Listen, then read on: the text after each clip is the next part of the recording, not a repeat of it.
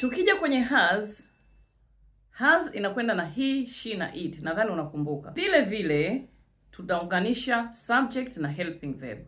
Kwa mfano, John has gone home. John ameenda nyumbani.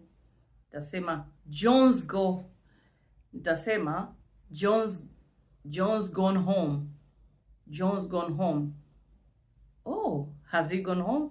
Yes, he's gone home. Naweka he kiapostrophe pale, yani kimkato na s. Nisikilize kwa makini sana.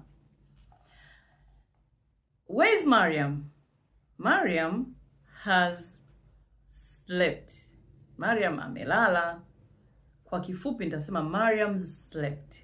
Mariam slept. Kama sitaki kutumia jina nitasema tu she slept. She slept. She na s na kamkato pale. Has it rained today? Has it rained today? Nakwambia yes. It's rained. It's rained a lot.